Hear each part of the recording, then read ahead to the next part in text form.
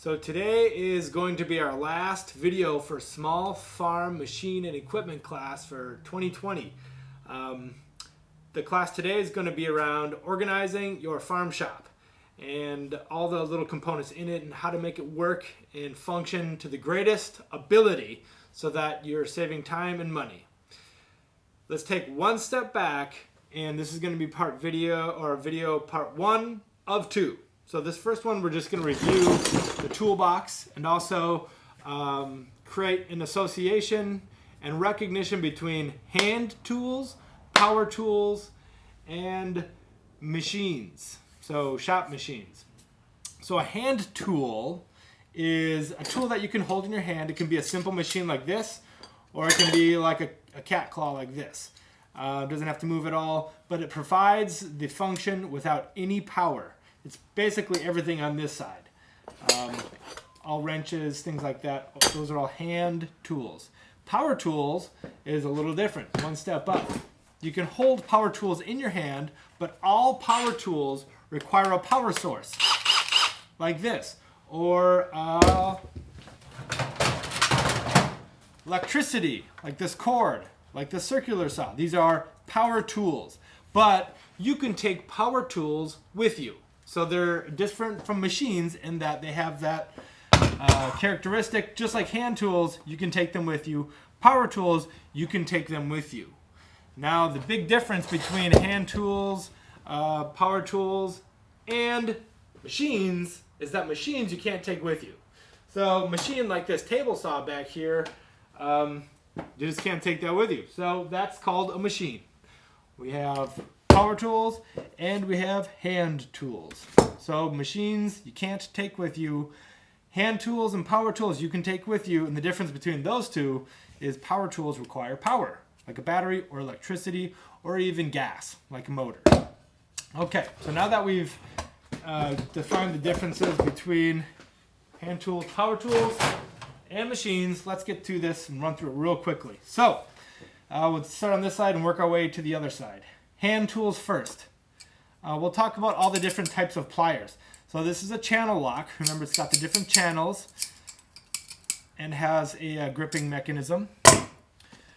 Standard pliers has one channel like this that allows you to clamp onto different diameters of bolt heads. Standard pliers. This is called a side cutter or wire cutter, depending on who you're talking to. This cuts wire. This does not cut cable. This is a cable cutter. Remember, these are very different tools. So this one has a spring-loaded handle that makes it pressurize out so that it automatically opens. Now the biggest difference between a wire cutter or a side cutter and a cable cutter is that the cable cutter has arched teeth or jaws. So they are, you can see as I close them, so the tips hit first and then the insides close up. So those are curved or arched jaws. The side cutter or the wire cutter has flat jaws. So they come together in one line.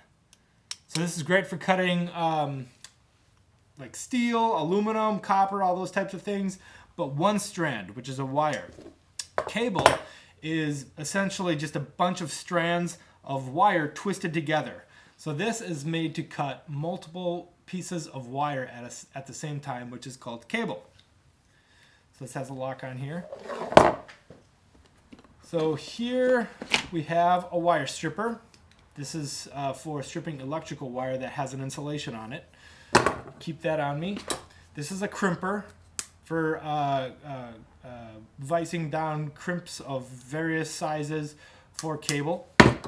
This one is not super critical, so I'll put that one at the top as an anomaly. Let's see here, let's move right along. Pair of shears or scissors. Keep these nice and sharp. A pair of tin snips. Keep these nice and sharp also. Basically the grandpa to or grandma to the shears. These, if you keep them nice and sharp, will last you your whole lifetime. Go back to the pliers for a step. These are needle nose pliers. They often have a wire cutting function on the inside, as you can see these ones do. Right here, you can slip the wire in there. Needle nose pliers. Okay, let's move on to wrenches. So these are adjustable wrenches. Some people call these monkey wrenches. I'm not exactly sure how that happened. These are adjustable wrenches. And I carry 3 different sizes. Large, medium, and small. This way you can be working with 2 at the same time if you have reverse locked nuts going on. So it's good to have at least more than one. Okay, so we have a ratchet set. So this is the ratchet wrench, and these are the ratchet sockets. This is 1/2 inch, and I have a metric system on here. You can get a standard, but I like to keep this together. And you can buy these little racks right here that usually they don't come with the kit when you buy it. They'll come in those big cumbersome plastic cases. Get rid of that and get one of these. You can get them at any hardware store. These little splines here, and then it puts a little, I guess, little clamp on there, and then the sockets slide right onto that clamp, and you can get a bunch of them on there. So this is a lot smaller than that giant cumbersome thing, and it slides right in there. So socket set, ratcheting socket set. Screwdrivers. We have flathead, 2 sizes. We have Phillips head, the one with the plus, 2 sizes. And then we have a punch or an awl. This is basically what I did here is I just took an old, cheap, I think it was a Phillips head screwdriver, and this metal is hardened to steel. So I just ground down that end to a point, and it works great for an awl, and it's basically free. Hammer. I think this is a 16-ounce hammer, and you'll notice that, so this is the hammering end, this is the claw end. Sometimes they come to a sharper claw right there. Don't buy those hammers. Get the long, lean hammer claw. This provides a lot more functionality than that tight curl. So go with this style. Let's see here. This is a torpedo level. This one is specifically designed for framers because you could fit it in between your square-on 16 studs. But it works great for everything. In fact, there's usually a magnet on one side and not the other. This is great to have because you can put it on a 2x4 of varying lengths, and then it can you could use the entire 2x4 as a level then. So this is a torpedo level. Fits nicely in here. And this is just an electrical gauge, and it is able to sense whether, if you stick this into a socket, whether it's 110 or 220 volts. But I just have it to make sure that a wire is live or dead. So if I'm ever working in with a switch or anything like that, I can use this to make sure that I'm working with dead wires rather than live wires. And if I need to measure if it's 220 or 110, it's also on there. But these are cheap, and it's a good way to prevent yourself from being electrocuted. So I got a paint scraper, but I use this for all kinds of stuff. And so I keep this nice and sharp. It's not that sharp right now, but I sharpen it probably 2 or 3 times a year just to get a nice edge on there so I can use it to just shave things off of material that I'm using. Also works with paint. It's got this curved part to wring out your roller at the end. A lot of people don't use it for that, but that's what it's made for. You wring out your roller, and sometimes you can get like a whole cup of paint back in your gallon. So that's what this little concave arch is for. So I use this for the things that I don't need to look pretty, for the things that I really want to look nice and shaved, and if I'm trying to remove micro pieces of material, then I use the actual chisel, the wood chisel here. And this is a 1-inch wood chisel, and I wouldn't go any smaller than 1 inch. I had a 2-inch in here for a while, but it was just a little too big, so I downgraded to the 1 inch, and it's working out great. So I keep those together, and I keep them nice and sharp. Let's see, here's the cat's claw. This is basically an extension of this, but it can provide a few different functions that this one can't. This one's a lot better for getting nails out of tough places, and you can use it as a small pry bar. Okay, I'll talk about this on the other side. I have an angle finder here. These have other names. I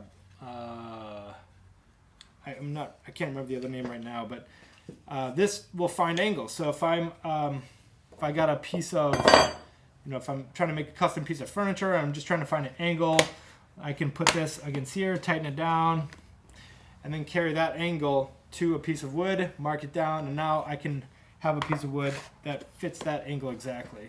So I keep this at the bottom of my bag. Then on the other side, we get into some power tools. I just have two. So I have the standard drill. Remember, the difference between a drill and its sister tool, the impact driver, is subtle to some people, and a lot of people call this a drill and this a driver. And since these two tools usually come in a package now, it's really important to remember the difference between these two tools. Remember, drills make holes. Impact drivers fasten fasteners, screw fasteners. So impact drivers put things together, and drills make holes. Drills can provide other functions as well, but if you have the two of them together, the drill is only necessary for making holes, while the impact driver is used to drive in leg screws, any kind of screws, fasteners, those types of things. So they work good together. They work really good together, and it's great to have the pair because you can put before these impact drivers existed, you basically had to use the drill for everything. And you had to use the drill to screw holes, and then you'd put something like this. Where is it? Time out. Of course I don't have it right now. Time in. You get something like this, which is a 6-inch adapter, 1/4-inch adapter, and you'd put it into the drill. Now it is a fastener, and it can fasten things. But since we have these two together, we put the fastening adapter on there, and we put a drill bit on here, and we dedicate these tools to those jobs, and our workflow is a lot more efficient now. So I would recommend getting both of these tools if you're in the shop a lot. But if you can only get one tool, definitely get the drill first, because the drill provides both functions, whereas the impact driver really doesn't. So back to the box. So these are the two power tools that I keep in my toolbox, my tool bag. This adapter, which is a 6-inch adapter. You can also get a 3-inch adapter, which is a little bit easier to work with, but I've grown accustomed to the 6-inch, so I keep that around. And then I have 3 boxes. In each box, there's a different set of tools. This is all drill bits. So I got my drill bits set. These ones are all heads for my 1/4-inch.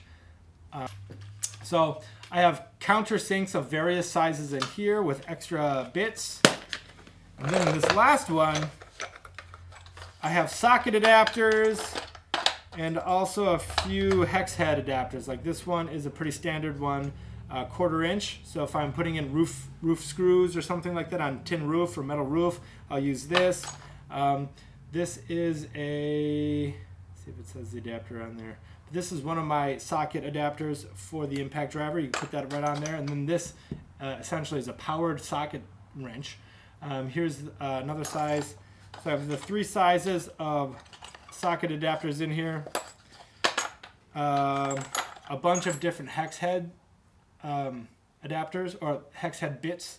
And then I have a few extra drill bits. So this one right here is just a bunch more bits for the socket head. I'm sorry, for the impact driver 1/4-inch heads. So I got that. A few other things, some writing utensils. So I got a Sharpie. I got like a paint stick, pencil, and then of course a 25-foot tape measure. Lasso. I got painter's tape and electrical tape.